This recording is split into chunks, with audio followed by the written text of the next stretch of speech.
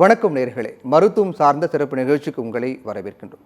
மனிதர்கள் ஒவ்வொரு நாளும் தங்களுடைய நாளை மிக பரபரப்பாக தொடங்குறாங்க. அதே பரபரப்போட நீரிழிவு நோயால் பாதிக்கப்பட்டவர்களும் தினமும் தங்களுடைய குளுக்கோமீட்டரை சரிபார்ப்பது, மருந்து எடுத்து வைப்பது போன்றவையும் அன்றாட வழக்கமான பணியாக மாறிவிட்டது.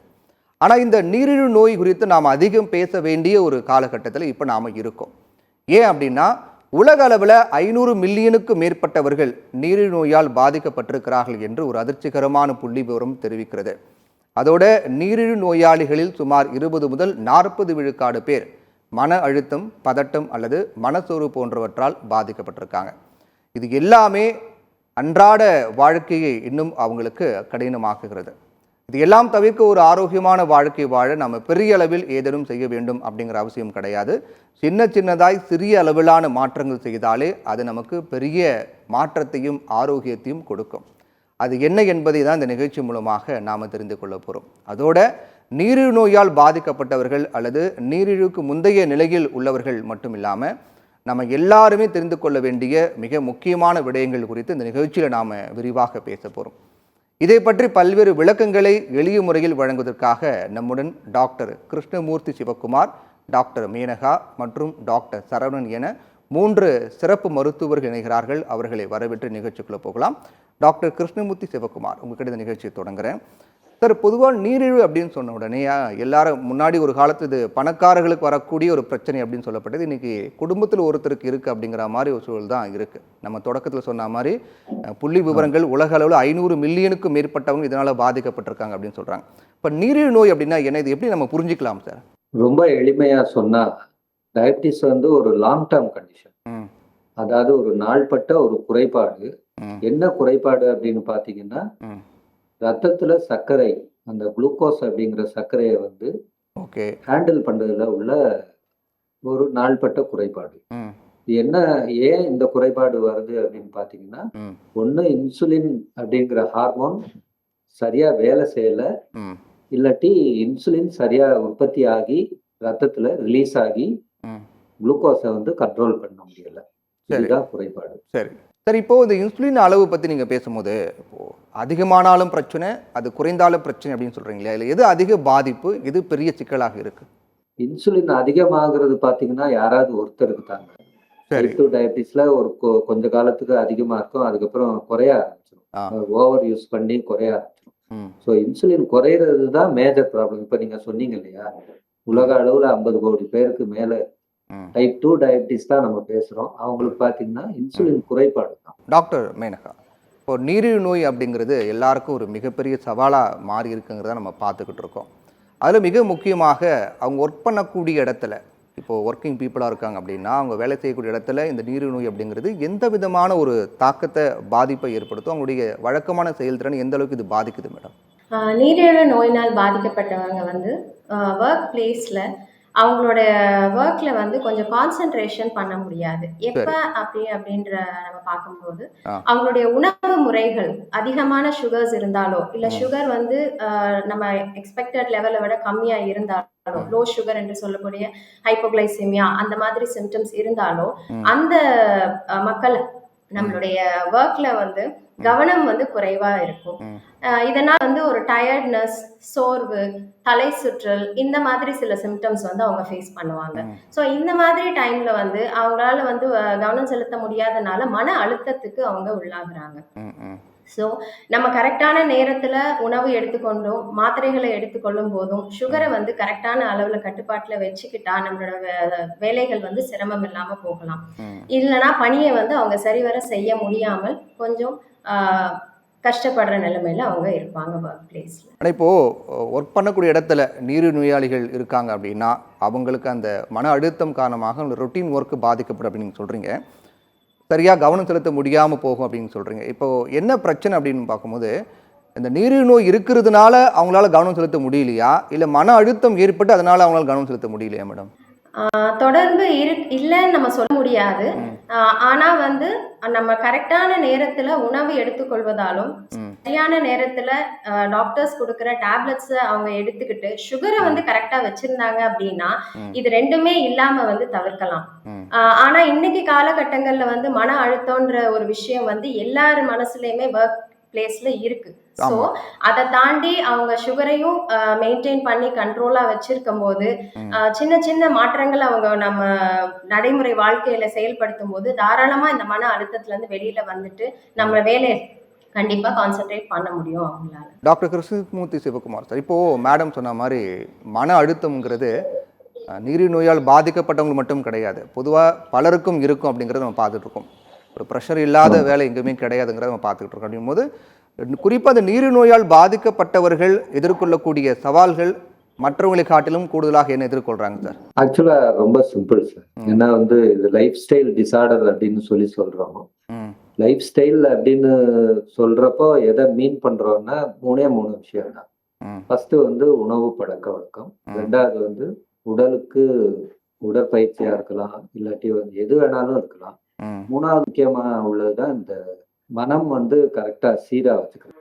அங்கதான் வந்து நிறைய பேருக்கு உள்ள இந்த ப்ராப்ளம். அதாவது நீங்க சொல்ற மாதிரி மன அழுத்தம், மனச்சோர்வு, இல்லாட்டி அதிக டென்ஷன், இது வந்து ப்ளே பண்ணுது. இந்த மூணையும் எப்போ நம்ம பேலன்ஸ் பண்றோமோ அவங்க லைஃப் வந்து சிம்பிள் ஆயிடுது.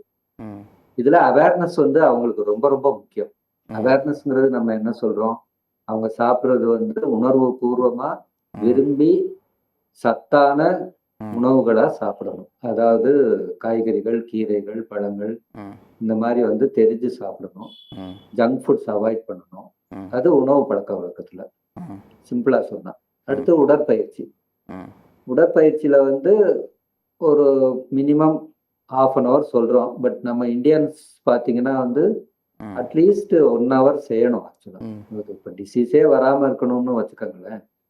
அப்போ வந்து தினமும் ஒரு 1 hour பிசிக்கல் ஆக்டிவிட்டி, அது எந்த விதமா வேணாலும் இருக்கலாம். வாக்கிங்கா இருக்கலாம், சைக்கிளிங்கா இருக்கலாம், வீட்லயே செய்யற பயிற்சியா இருக்கலாம். இதெல்லாம் செய்யறப்போ கண்டிப்பா வந்து டயபிட்டிஸ் வராம தடுக்கிறதுக்கான ஒரு வாய்ப்பு இருக்கு. அது இல்லாம மன அழுத்தம் ஆட்டோமேட்டிக்காவே குறையும் நல்லா எக்ஸசைஸ் பண்றப்போ.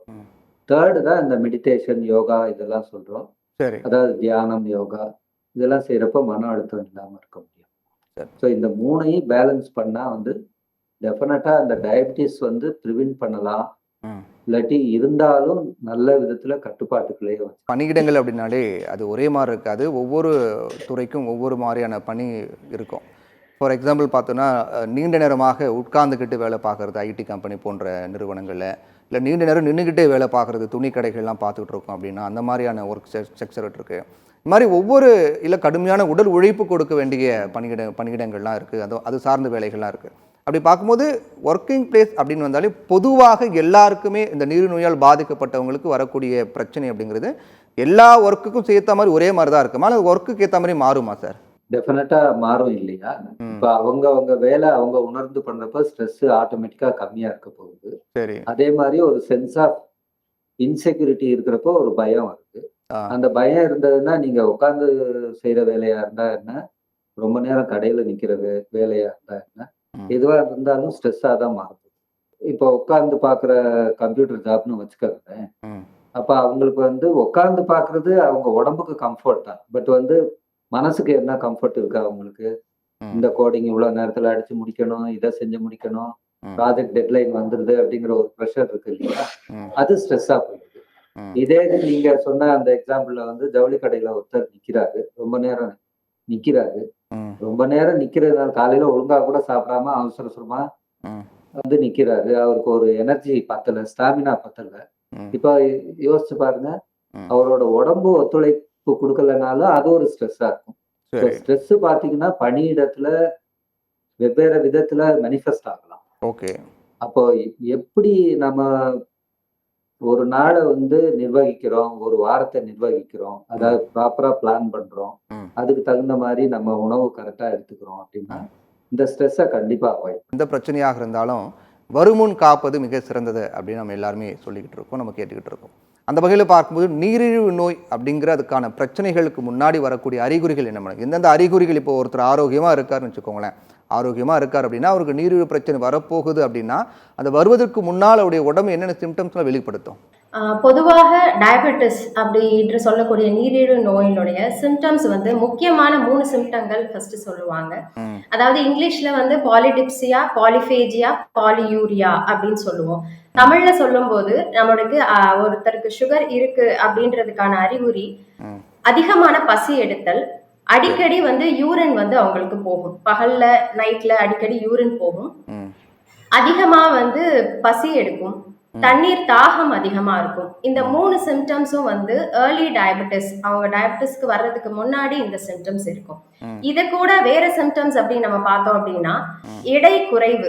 திடீர்னு வந்து ஒரு 1 மந்த்ல வந்து எனக்கு வந்து அதிகமான ஒரு எடை குறைவு இருக்கு அப்படின்ற ஒரு சிம்டம்ஸோட வருவாங்க. கண் பார்வை வந்து மங்கலாக தெரியும். அண்ட் எப்பொழுதும் செய்கின்ற வேலையில வந்து ஒரு சோர்வு காணப்படும். நான் போன மாசம் வரைக்கும் இந்த வேலையெல்லாம் நான் நல்லா செஞ்சுட்டு இருந்தேன். என்னோட ஒர்க் இதுதான். ஆனா இந்த ஒரு மாசமா 2 மாசமா என்னால வந்து என்னுடைய வேலைகளை செய்ய முடியாத ஒரு சோர்வு காணப்படுது அப்படின்றதுதான் அந்த சிம்டம்ஸ் ஆஃப் டயபெட்டிஸ் அப்படின்னு நம்ம சொல்றோம். இப்போ இந்த மாதிரி ஒரு அறிகுறிகள் ஒருத்தருக்கு இருக்குது அப்படின்னா அவர் எந்த அளவுக்கு நீரிழிவால் பாதிக்கப்பட்டவராக இருக்கும்போது இந்த அறிகுறிகள் வரும், அல்லது அறிகுறி வரும்போதே அவர் முழுமையாக சரி பண்ண முடியுமா? சுகர்ஸை வந்து ஃபர்ஸ்ட் செக் பண்ணிடணும். அண்ட் இந்த சுகர் டெஸ்ட் பண்றதுமே இந்த சிம்டம்ஸும் ஒவ்வொரு நபருக்கும் வந்து கண்டிப்பா மாறும். சிலர் வந்து சிம்டம்ஸே இல்லாம நான் வந்து எனக்கு ஒரு சர்ஜரி பிளான் பண்ணியிருந்தோம், அதுக்காக நான் பிளட் டெஸ்ட் பார்க்கும்போது எனக்கு சுகர்ஸ் அதிகமா இருந்தது அப்படின்ற மாதிரி வருவாங்க. இல்ல ரெகுலரா வந்து 6 மாசத்துக்கு ஒரு தடவை நான் சுகர் செக் பண்ணும்போது இந்த தடவை பார்க்கும்போது எனக்கு சுகர் அதிகமா இருந்தது அப்படின்ற மாதிரியும் வருவாங்க. ஸோ இந்த அறிகுறிகள் வந்து எல்லாருக்கும் ஒரே மாதிரி இருக்காது. அப்படி இருக்கின்ற பட்சத்துல வந்து அந்த நம்ம ஏர்லி டயபெட்டிஸ் அப்படின்னு சொல்லக்கூடிய இந்த சிம்டம்ஸை பார்த்துட்டு நம்ம எவ்வளோக்கு எவ்வளோ நம்ம சீக்கிரம் சுகருக்கான ட்ரீட்மெண்ட்டை ஸ்டார்ட் பண்றோமோ கண்டிப்பா வந்து இந்த அறிகுறிகள் வந்து மறைந்து போகிறதுக்கு வாய்ப்புகள் இருக்கு. நம்மளுடைய டயட், அதனோட சேர்ந்து ஒரு எக்ஸசைஸ், பிசிக்கல் ஆக்டிவிட்டி, இது எல்லாமே சேர்த்து நம்ம செய்யும் போது கண்டிப்பா இந்த அறிகுறிகள் மறைந்து நம்ம சுகரையும் ஒரு டேப்லெட்ஸ் ஆரம்பிச்சு கண்ட்ரோல் பண்ணும்போது நம்ம மக்கள் வந்து அதுல இருந்து சீக்கிரம் வெளிவரதுக்கான வாய்ப்புகள். சர்க்கரையுடைய அளவு நம்ம அடிக்கடி பரிசோதிக்கணும் அப்படிங்க சொல்றீங்க. இப்போ எந்த பிரச்சனையும் இல்லாமல் நார்மலாக இருக்கக்கூடியவங்க அல்லது நீரிழிவு பாதிக்கப்பட்டவங்க அப்படின்னு பார்க்கும், 2 தரப்பும் எத்தனை நாட்களுக்கு ஒரு முறை இந்த சர்க்கரையினுடைய அளவை பரிசோதிக்கணும் மேடம்? அந்த நபர்களுக்கு சுகரின் அளவு எவ்வளவு இருக்கோ அதை பொறுத்து தான் 10 நாட்களுக்கு ஒரு முறையா, 2 வாரங்களா, இல்ல மாசத்துக்கு ஒரு முறை நம்ம செக் பண்ணணும்ன்றதை வந்து நம்ம முடிவு பண்ண முடியும் சார். நீரிழிவு நோய் இருக்கிறவங்க ஒரு சாதாரண பணியிட வாழ்க்கை மேற்கொள்ள முடியாதா? என்னென்ன சிக்கல்கள் அவங்க ஃபேஸ் பண்றாங்க சார்? நீரிழிவு நோய் இருக்கக்கூடியவங்க கண்டிப்பாக ஒரு சாதாரண வாழ்க்கை பண்ண முடியும். ஒன்லி திங் இஸ் நாம வந்து நம்மளுடைய டிசீஸ் அண்டர்ஸ்டாண்ட் பண்ணிக்கணும். நம்ம கூட ஒர்க் பண்றவங்களும் நம்மளுடைய டிசீஸ் பத்தி தெரிஞ்சுட்டு நம்மளோட கோஆர்டினேட் பண்ணாங்க அப்படின்னாக்கா ஓரளவுக்கு டீசென்டான ஒரு வாழ்க்கை முறைய பணியிடத்துல ஃபாலோ பண்ண முடியும். உதாரணத்துக்கு அவங்களுக்கு சுகர் லெவல் சில டைம் மேலையும் கீழையும் போகலாம், சாப்பிடக்கூடிய நேரங்கள் வித்தியாசமா இருக்கலாம். இந்த விஷயங்கள் அவங்களுடைய பாஸுக்கும் சொன்னாங்கன்னாக்கா அப்ப வந்து அவங்க தகுந்த மாதிரி ஒரு அட்ஜஸ்ட்மெண்ட் பண்ணாங்கன்னா கண்டிப்பாக ஒரு சாதாரணமான வாழ்க்கை முறையை வாழ முடியுங்கிறது என்னுடைய நம்பிக்கை. சார், இப்போ நீரிழிவு நோய் இல்லாதவங்க என்னென்ன சிம்டம்ஸ் வச்சு கண்டுபிடிக்கலாம்னு மேடம் சொன்னாங்க. இப்போ இன்னொரு கேள்வி என்ன அப்படின்னா, அந்த பிரச்சனை இருக்கிறவங்க உடல் எச்சரிக்கைகள், உடல் கொடுக்கக்கூடிய எச்சரிக்கைகள் எந்த அளவுக்கு அவங்க நுட்பமா நோட் பண்ணணும் சார்?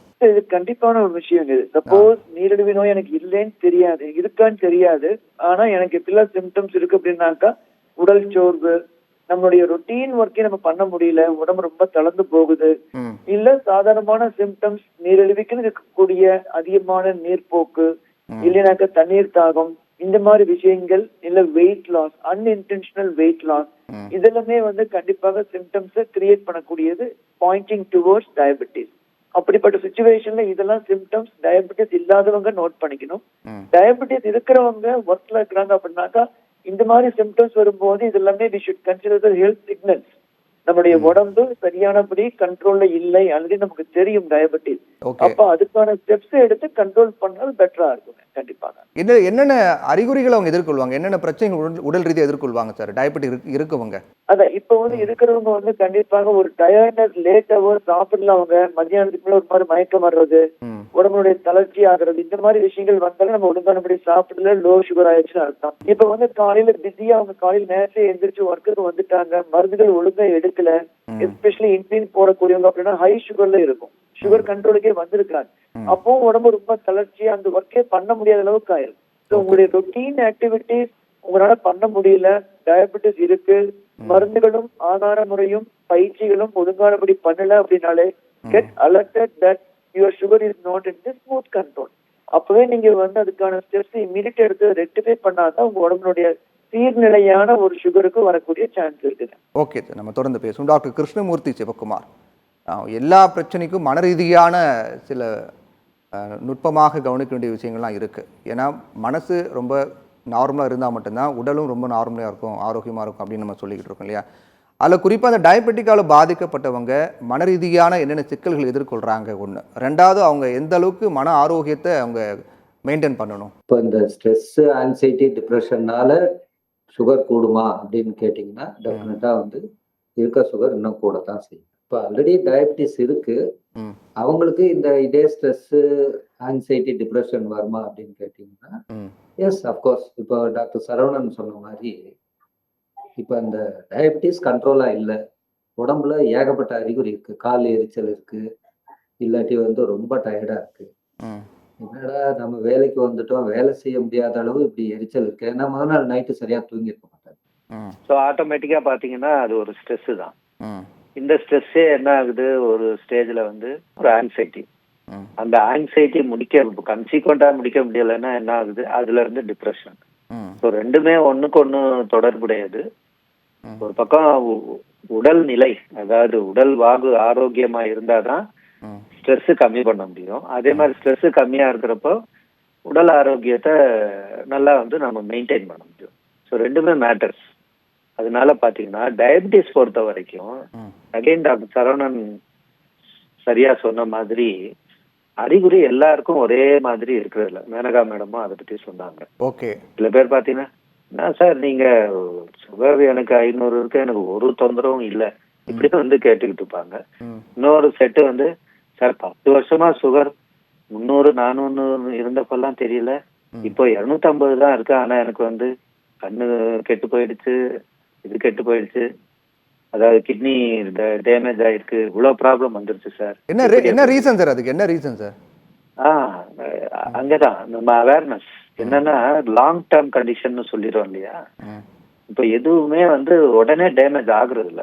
ம் சின்ன எக்ஸாம்பிள் சொல்லணும்னா, ம் நம்ம நகத்தை வெட்டுறோம், ஒரு வாரம் கழிச்சுதான் அடுத்து நகத்தை வெட்டுறோம். ம். அதே மாதிரிதான் இந்த உடல் பாதிப்பு பாத்தீங்கன்னா வந்து எதுவுமே ஒரு நாள்ல நடக்கிறது இல்ல. ம் இன்னைக்கு டயக்னோஸ் பண்றோம், இன்னைக்கு பாத்தீங்கன்னா 250 300 இருக்கு, ஒரு அறிகுறியும் இல்ல. இதெல்லாம் சேர்த்து வச்சு ஒரு 5 வருஷம் கழிச்சோ 10 வருஷம் கழிச்சோ அப்பதான் அது காட்ட போகுது. ம் இங்க நம்ம கவனிக்க வேண்டிய ரொம்ப ரொம்ப முக்கியமான விஷயம் என்னன்னு பாத்தீங்கன்னா, ம் ஆரம்ப காலத்துல இருந்தே அறிகுறியே இல்லாத நேரத்துல ம் சர்க்கரை அளவை வந்து அடிக்கடிங்கிறது டெஃபினிஷன் மாறும். மேனகா மேடம் சில பேருக்கு வந்து வாரத்துக்கு ஒரு நாள் கூட செய்யற மாதிரி இருக்கும், டெய்லி செய்யற மாதிரி இருக்கும். சில பேருக்கு வந்து ம் 3 மாசத்துக்கு ஒரு தடவை HbA1c டெஸ்ட் பார்த்தாலே போதும், அதுவும் தெரியும். ஓகே. ஆனா ஃப்ரீக்வெண்டா கரெக்டா தேவையான நேரத்துல டாக்டர் ரெக்கமெண்டேஷன் படி ம் பண்ணி நார்மல் சீரான அளவு மெயின்டைன் பண்றப்போ ம் அவங்களோட லைஃப் டைமும் இன்க்ரீஸ் ஆகும். ம் அதாவது அட்லீஸ்ட் லைஃப் டைம் குறையாது, அதே மாதிரி குவாலிட்டி ஆஃப் லைஃப்னு சொல்ற வாழ்க்கை தரம் வந்து ம் சீரா இருக்கும். டாக்டர் மேனகா, டயபெட்டிக் பிரச்சனை இருக்கவங்க வேலை செய்யக்கூடிய இடத்துல அவங்களுடைய வேலையை திறம்பட நிர்வகிக்க என்னென்ன மாதிரியான உத்திகள்லாம் அவங்களுக்கு கை கொடுக்குது மேடம்? சரியான திட்டமிடல் சார். என்ன திட்டமிடணும் அப்படின்னா, எந்த நேரத்துல உணவு உட்கொள்ள வேண்டும், கரெக்டான நேரத்துல மாத்திரைகளை வந்து உட்கொள்ள வேண்டும். இந்த 2 விஷயங்களையும் நிறைய பேர் வந்து கடைபிடிக்க முடியறது இல்ல. வேலை நேரத்துல நான் போடணும்னு நினைக்கிறேன், ஆனா வந்து எனக்கு அந்த நேரம் பார்த்து வேலை வந்துருச்சு, ஸோ என்னால வந்து டேப்லெட் போட முடியல, மிஸ் பண்ணிட்டேன். அதே மாதிரி நான் சாப்பிடலான்னு கிளம்பும் போதுதான் வந்து ஒரு வேலை வந்தது, அதனால என்னுடைய சாப்பிடுற நேரம் வந்து தள்ளி போயிடுச்சு அப்படின்ற கம்ப்ளைண்ட்ஸ் தான் நம்ம பேஷண்ட் கிட்ட இன்னைக்கு நிறைய பாக்குறோம். ஸோ நம்ம சைட்ல இருந்து டாக்டர் சைட்ல இருந்து பேஷண்ட்டுக்கு என்ன சொல்ல வரோம் அப்படின்னா, எவ்வளவு வேலை பளு இருந்தாலும், எவ்வளவு சிரமமான வேலையில இருந்தாலும் உங்களுடைய உணவு நேரத்தையும் மாத்திரை எடுத்துக்கொள்ற டைமையும் கரெக்டா மட்டும் ஃபாலோ பண்ணிட்டு அட்வைஸ் தான் நம்ம வந்து நம்மளுடைய பேஷண்ட்ஸ்க்கு நம்ம சொல்றோம். ஸோ இதை தாண்டி வந்து அவங்க மருத்துவருடைய ஆலோசனையை வந்து கரெக்டான நேரத்துல ஒப்பீனியன் அதெல்லாம் வந்து அவங்க வாங்கிடும். என்ன அப்படின்னா 2 months மந்த்லி ஒன்ஸ் வர சொல்லுவோம். இதே காரணங்களை தான் சொல்லுவாங்க. எனக்கு வேலை இருந்தனால இந்த மாசம் வர முடியல, ஒரு கல்யாணத்துக்கு போயிட்டேன், ஒரு விசேஷத்துக்கு போயிட்டேன், வெளியூருக்கு போயிட்டேன், இந்த மாதிரி நிறைய காரணங்களால அவங்களுடைய ரிவ்யூ டைமை வந்து அவங்க தள்ளி போடுறாங்க. ஸோ நம்ம எவ்ரி மந்த் நம்ம செக் பண்ணி பார்க்கும்போது தான் அவங்களோட சுகர் அளவு சரியான அளவில் இருக்குதான்றத டாக்டரை வந்து பார்க்கும்போது மட்டும்தான் அவங்களுக்கு வந்து அந்த ஒரு அலர்ட் வந்து கிடைக்குது. ஸோ அதை வந்து கண்டிப்பாக மிஸ் பண்ணுறாங்க. இன்னொன்று, வேலை இடத்துல பார்க்கும்போது இப்போ நம்மளுக்கு சுகர் இருக்கு அப்படின்ற ஒரு விஷயத்த மற்றவங்க கிட்ட ஷேர் பண்ணுறதுக்கே வந்து தயக்கமாக இருக்கிறாங்க. இது நிறைய இடங்கள்ல நடக்குது. நம்மளுக்கு சுகர் இருக்குன்னு அவங்களுக்கு தெரிஞ்சிருச்சு, அவங்களுக்கு தெரியக்கூடாதுன்றதுக்காக மாத்திரைகள் போடாம மிஸ் பண்றதும், அந்த அவங்களுடைய சிம்டம்ஸ் வந்தா அதையும் அவங்க மறைச்சு அதுக்கப்புறம் வந்து பெரிய கான்சிக்வன்சஸ், அந்த விளைவுகள் அதிகமா ஆனதுக்கு அப்புறம் நம்ம கிட்ட வர்றவங்களும் இருக்காங்க. சோ இதனால அவங்க செய்ய வேண்டியது வேலை நேரத்திலும் வேலை பார்க்குற இடத்துலயும் என்ன அப்படின்னா, மாத்திரைகளை கரெக்டா போடுறதும், டைமுக்கு வந்து சாப்பாடு கரெக்டான உணவு, அதுவும் சரிவிகித உணவு, சத்தான உணவுகள் எடுத்துக்கொள்றதும், சக ஊழியர்கள் கூட வேலை பார்க்குற கலீக்ஸோட அவங்களோட ஹெல்த் கண்டிஷனை வந்து டிஸ்கஸ் பண்ணும்போது அவங்களுக்கு ஒரு நெசசிட்டி அண்ட் ஒரு எமர்ஜென்சி வரும்போது கண்டிப்பா அவங்க ஹெல்ப் பண்றதுக்கு வாய்ப்பு. பொதுவாக தொடக்கத்திலிருந்தே வாழ்க்கை முறை மாற்றங்கள் அப்படிங்கிறது இந்த டயபெட்டிக் பிரச்சனை எந்த அளவுக்கு வரவிடாமல் தடுக்கும் அல்லது தாமதப்படுத்தும்? லாட் ஆஃப் ரிசர்ச் ரிகார்டிங் நீங்க வந்து வாழ்க்கை முறையை மாத்துங்க ஃப்ரம் தி சைல்ட்ஹுட். ஏன்னா சைல்ட்ஹுட் ஒபிசிட்டி, சைல்ட்ஹுட் டயபெட்டிஸ் எல்லாமே இன்க்ரீசிங் டெண்டன்சில இருக்கு இந்தியா அண்ட் சைனால. அது காரணம் நம்முடைய உணவு பழக்கங்களை மாத்தி மாத்தி கொடுக்கறது தான் காரணம். இதைய மாற்றும் போது பேலன்ஸ்டான ஒரு டயட் எடுக்கும் போது which includes carbohydrate, protein including vegetables and certain amount of non-vegetarian protein or animal protein, exercise regularly, and very important வந்து mental calmness. ஏன்னா வந்து ஒரு ஸ்ட்ரெஸ்ஃபுல்லான மைண்ட் சைல்ட்ஹுட் இருந்து, ஃபார் எக்ஸாம்பிள் ஸ்கூலுக்கு போறதுல இருந்து, காலேஜுக்கு போறதுல இருந்து, மேரேஜ் ஆனதுக்கு அப்புறம் so many mental stress in the life. It is common problem, but if you are able to regulate your mind to tolerate and accept and manage your lifestyle, the life related ஆன ஒரு issues and mental issues tolerate பண்றீங்க, handle பண்றீங்க அப்படின்னாக்கா it will also improve your capacity of avoiding or postponing the development of diabetes. Definitely diet, exercise and properly balanced diet and calm mind, good sleep, regular exercise definitely make your the delaying of the development of diabetes, no doubt about it. நீங்கள் life style ரொம்ப ரொம்ப முக்கியம், life style change பண்ணால் ஒட்டுமொத்தமாக எந்த பிரச்சனையும் இல்லாமல் ஆரோக்கியமாக வாழலாம் அப்படின்னு நீங்கள் சொல்கிறீங்க. ஆனால் அதே சமயத்தில் இப்போ ஃபேமிலியில் ஒருத்தருக்கு இருக்குது அப்படின்னா என்னதான் லைஃப் ஸ்டைல் சேஞ்ச் பண்ணாலும் அது வந்து கண்டிப்பாக வரும் அப்படின்னு புரிஞ்சுக்கலாமா? இல்லை லைஃப் ஸ்டைல் சேஞ்ச் பண்ணால் ஃபேமிலி இருந்தாலும் கூட வராது அப்படின்னு எடுத்துக்கலாமா? ஜெனட்டிக்கா நீங்க ப்ரெடிஸ்போஸா இருந்தாலும், மரபணுக்கள் வழியில உங்களுக்கு சான்சஸ் அதிகமாக இருந்தாலும், என்வைரன்மெண்டல் ஃபேக்டர் நீங்க மாற்றும் போது that has got a good big impact on delaying the process. சில பேருக்கு வந்து மைல்டான டிசீஸ் தான் டெவலப் ஆக போகுது அப்படின்னாக்கா you can avoid developing diabetes. You can even 10 years, 15 years delay in the onset of the diabetes proven with the evidence. அதனால வந்து அது வந்து கண்டிப்பாக நம்ம வந்து இது வந்து ஒரு பண்ற மாதிரி விஷயம் கிடையாது. கண்டிப்பாக எல்லாரும் புரிஞ்சுக்க வேண்டிய விஷயம். ஜெனட்டிக்கா உங்களுக்கு இருந்தாலும் சில பேர் ரொம்ப மனசுடைஞ்சு போய், சார் எங்க அப்பா அம்மாவுக்கு 2 பேருக்கு இருக்கு சார், கண்டிப்பா எனக்கு வந்தே தீரும் சார் அப்படிங்கிற எண்ணம் வேண்டியதே இல்லை. உங்க லைஃப் ஸ்டைல சின்ன வயசுல நீங்க வந்து மாத்தி மாத்தி கொண்டு போனீங்க அப்படின்னாக்கா even 10 years, 15 years can be delay in the onset. அது வரும்போதும் சிவியரிட்டி அதிகமாக இருக்காது. That can be definitely because you're going to follow the same lifestyle. So lifestyle is one of the important factor of delaying and avoiding development of complications and development of diabetes also. கண்டிப்பாக அது வந்து ஒரு importance கொடுக்க வேண்டிய விஷயம். 2 விஷயம் importance. ஒன்று வந்து life style along with mental deep stress therapy. இந்த 2 பண்ணும்போது கண்டிப்பாக diabetes and it's complications can be definitely avoided or reduced. நிகழ்ச்சியோட தொடக்கத்தில் நம்ம சொன்ன மாதிரி உலக அளவில் 500 மில்லியனுக்கும் மேற்பட்டவங்கள் டயபெட்டிக்கால் பாதிக்கப்பட்டிருக்காங்க. அதிலும் அதில் பெரும்பான்மையானவர்கள் ஒர்க் பண்ணக்கூடியவங்க, ஒர்க்கிங் பீப்புள் அப்படின் போது இது ஒட்டுமொத்தமாக எந்த அளவுக்கு உற்பத்தி திறனை இது பாதிக்குது சார்?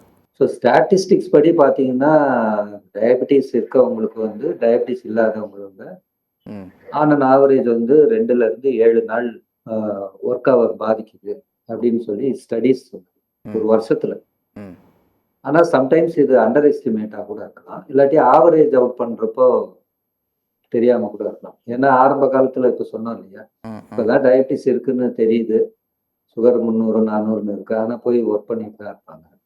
இதே இது 10 years கழிச்சு பார்த்தா வந்து ப்ரொடக்டிவிட்டி டவுன் ஆயிருக்கும். அந்த மாதிரி ஆரம்ப காலத்துல கண்ட்ரோல் இல்லாதவங்களுக்கு ப்ரொடக்டிவிட்டி ஆப்வியஸா டவுன் ஆயிருக்கும். இப்போ கால் எடுத்துட்டாங்க, டிரைவர் வேலைக்கு போக முடியாது, வேலையே போயிடுச்சு, அவ்வளவுதான். அந்த மாதிரி போயிடும். இதே இது கண்ணு வாட்ச் கம்பெனியில் வேலை பார்க்குறாங்க, கண்ணு தான் ரொம்ப முக்கியம். ரெட்டினோபதியில் கண் போயிடுது, ம் அப்போ வேலையே போயிடும். ம் இப்போ என்ன அப்படின்னா அகைன் ஹியர் அந்த இதனால வந்து வேலை ஒரு பக்கம் வந்து ஸ்ட்ரெஸ்ன்னு சொல்கிறோம், வேலைப்பளு ஜாஸ்தி, அதனால ஆங்ஸைட்டி டிப்ரெஷன் சொல்கிறோம். இது ஒரு பக்கம் பேசினாலும் ம் ப்ரொடக்டிவிட்டி குறைஞ்சு காம்ப்ளிகேஷன்ஸ் அந்த ஸ்டேஜ் வந்த பிறகு 5 to 10 இயர்ஸ்ல காம்ப்ளிகேஷன் வர ஆரம்பிச்சிடும். அந்த காம்ப்ளிகேஷன்ஸ் வர்றப்போ வந்து ஆப்வியஸா வந்து ப்ரொடக்டிவிட்டி போயிடும். ஓகே. இப்போ இதை அவாய்ட் பண்றதுக்கு இந்த மாதிரி ஒரு ஒர்க் லாஸோ ஒர்க்கிங் டேஸ் லாஸோ ம் இதெல்லாம் அவாய்ட் பண்றதுக்கு அகைன் ப்ரையாரிட்டி நம்ம ப்ரையாரிட்டி வந்து ஹெல்த்துக்கு ப்ரையாரிட்டி கொடுக்கணும். லைஃப் ஸ்டைல் அதில் முக்கியமாக வந்து உணவுக்கும் உடற்பயிற்சிக்கும் மன அமைதிக்கும் ஒரு ப்ரையாரிட்டி முக்கியத்துவம் கொடுக்கணும். அந்த முக்கியத்துவம் கொடுத்து டயபிட்டிஸை கண்ட்ரோலாகவே வச்சுருக்கப்போ 5 வருஷம் இல்லை 10 வருஷம் இல்லை 20 வருஷம் ஆனாலும் டயபிட்டிஸே இருந்தாலும் காம்ப்ளிகேஷன் இல்லாமல் ப்ரொடக்டிவிட்டி இன்க்ரீஸ் பண்ண முடியும். அதே மாதிரி குவாலிட்டி ஆஃப் லைஃப் இம்ப்ரூவ் ஆகுறதுனால டெஃபினட்டாக வந்து அந்த ஒர்க் டே வந்து லாஸ் ஆகுது இல்லையா, அதெல்லாம் டெஃபினட்டாக அவாய்ட் பண்ணவும் முடியும். நீரிழிவு நோயை தடுக்க பணியிட சுகாதார திட்டங்கள் அதை மக்கள் எந்த அளவுக்கு பயன்படுத்தலாம் மேடம்? இன்னைக்கு சூழ்நிலையில இந்த சுகாதார திட்டங்கள் அப்படின்னு நம்ம சொல்றது வந்து ஹெல்த் எஜுகேஷன், ஹெல்த் அவேர்னஸ் 2 விஷயம் சார். ஹெல்த் அவேர்னஸ் அதுல என்ன அப்படின்னா நம்மளுடைய ஏஜ், நம்மளுடைய ஒரு பிஎம்ஐன்னு சொல்றோம், நம்ம இடை, ஹைட், வெயிட் இதெல்லாம் வந்து நம்ம மெஷர் பண்ணிட்டு நம்ம எந்த அளவுக்கு பருமன், உடல் பருமனா இருக்கமா இல்ல கரெக்டான வெயிட்ல இருக்கோமா அப்படின்றத நம்ம செக் நம்ம டயபெட்டிஸ் அப்படின்ற ஒரு பிரச்சனைக்கு உள்ள போகாம பிரிவென்ட் பண்றதுக்கு அதுவே முதல் ஒரு ஆரம்ப கட்டமா இருக்கும். அப்புறம் ஹெல்த் அவேர்னஸ் அப்படின்னா நல்ல உணவு பழக்க வழக்கங்கள், அவசர வாழ்க்கை முறையில நம்மளால எவ்வளவு நம்ம ஹெல்த்தியான ஃபுட் எடுத்துக்க முடியுமோ அதை வந்து நம்ம கண்டிப்பா வந்து ஃபாலோ பண்றதுக்கான health awareness and health education நம்ம வந்து வேலை பார்க்குற இடத்துல கொடுக்கலாம். நிகழ்ச்சியுடைய இறுதியான கேள்வி, நீரிழிவால் பாதிக்கப்பட்ட ஊழியர்கள் அப்படின்னும் போது அவங்க மேடம் சொன்ன மாதிரி பல பேர் வெளியே சொல்லவே ரொம்ப யோசிக்கிறாங்க, தயங்குறாங்க அப்படின்னு சொன்னாங்க. அப்படிப்பட்ட நிறைய பேர் இருக்காங்க. ஒர்க் பண்ணக்கூடிய இடத்துல நம்ம இதை வெளியே சொல்லாமல் யோசிக்கிறவங்க இருக்காங்க. அந்த ஒர்க் பண்ணக்கூடிய இடத்துல மற்ற ஊழியர்களுடைய சப்போர்ட், அந்த இடத்தோட சப்போர்ட் அவங்களுக்கு எந்த அளவுக்கு முக்கியமானது சார்? இது ரொம்ப ரொம்ப முக்கியமான கேள்விங்க. ஏன்னா மேடம் சொன்ன மாதிரி it has got a social stigma. ஒரு மாதிரி ஒரு மனசுக்குள்ளார வந்து ஒரு வெளில சொன்னாலும் ரொம்ப கேவலமான விஷயம் நினைக்கிற அளவுக்கு இப்போதைக்கு இருக்கு. சில வகையான இன்ஃபெக்ஷன் சம்பந்தமான விஷயங்கள் மாதிரியே இதையும் கன்சிடர் பண்றாங்க. இது வந்து நம்ம லைஃப் ஸ்டைல்னால மெயினா வரக்கூடியது, அதர் தேன் ஜெனடிக் ப்ரெடிஸ்போசிஷன். ஸோ என்னை பொறுத்த வரைக்கும் நம்ம வந்து ஒர்க் பிளேஸ்ல வந்து இதை ப்ராப்பரானபடி ஹேண்டில் பண்ணும்போது both management R employee and employer 2 பேர் ப்ராப்பரா மேனேஜ் பண்ணும்போது definitely it improves the quality of life, reducing the complications to the individual. At the same time உங்களுக்கு வந்து மேனேஜ்மெண்ட்டினுடைய இல்லை இன்ஸ்டிடியூஷனுடைய productivity also improves. Definitely, no doubt about it. Okay sir, நிகழ்ச்சியோட நிறைவு பகுதிக்கு வந்துட்டும். நீரிழிவு நோய் என்பது ஒரு பயப்பட வேண்டிய ஒன்று கிடையாது, மாறாக அதை சரியாக புரிந்து கொண்டு புத்திசாலித்தனமாக நிர்வகிக்க வேண்டிய ஒன்று அப்படிங்கிறத இந்த நிகழ்ச்சி மூலமாக ரொம்ப தெளிவாக சொன்னீங்க. இது சிக்கல்கள் ஏற்படுவதற்கு முன்பு நம்மை நாமே கவனித்துக் கொள்ள ஒரு நுட்பமான சுகாதார அறிகுறிகள் நமக்கு நம்முடைய உடல் அனுப்புகிறது. அதையொட்டி இந்த விழிப்புணர்வு, ஆரம்பகால நடவடிக்கை மற்றும் குடும்பம், பணியிடம் மற்றும் சமூகத்தினுடைய ஆதரவு ஆகியவை உண்மையான மாற்றத்தை ஏற்படுத்துகின்றது அப்படிங்கிறத பற்றியும், உடல் செயல்பாடுகளுக்கு நேரம் ஒதுக்குவது, சத்தான உணவுகளை தேர்ந்தெடுப்பது என எதுவாக இருந்தாலும் அது ஒரு வலுவான முழுமையான வாழ்க்கையை நோக்கி ஒரு படியாக இருக்குது அப்படிங்கிறதையும் ரொம்ப அழகாக 3 பேரும் விளக்கம் கொடுத்தீங்க. நிகழ்ச்சியில் கலந்து கொண்ட 3 பேருக்கும் மிக்க நன்றி. நேர்களை மற்றும் ஒரு நிகழ்ச்சியில் சந்திக்கும் வரை நன்றி, வணக்கம்.